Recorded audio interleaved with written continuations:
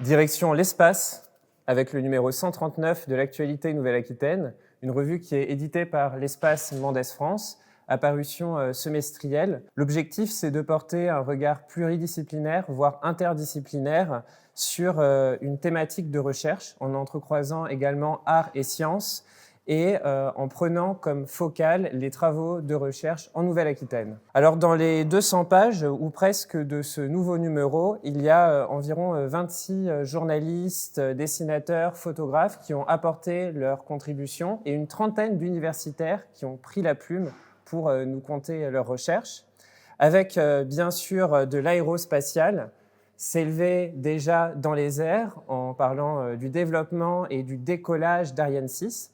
On apprend d'ailleurs que Poitiers est en chef de file des acteurs qui permettent cet exploit.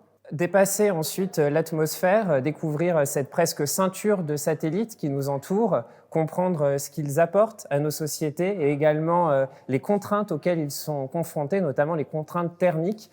Et puis découvrir différentes planètes du système solaire, parler de la Lune, avec ce projet d'un habitat lunaire pour pouvoir héberger des personnes sur la Lune. Et puis de l'astrophysique, aller plus loin que notre système solaire, parler de différentes étoiles, de planètes qui leur sont associées, des exoplanètes.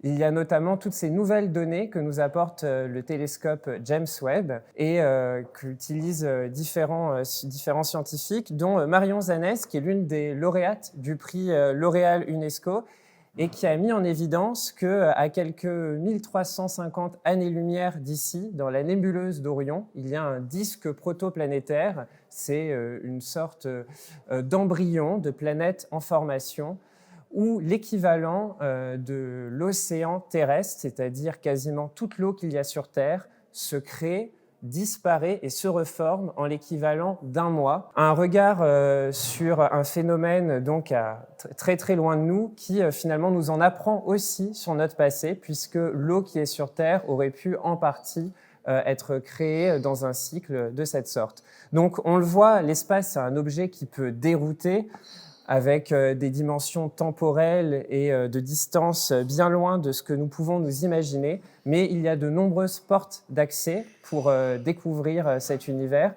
La science-fiction, par exemple, en est une, très présente aussi dans ce numéro. Et donc, il ne faut pas avoir peur de découvrir l'espace.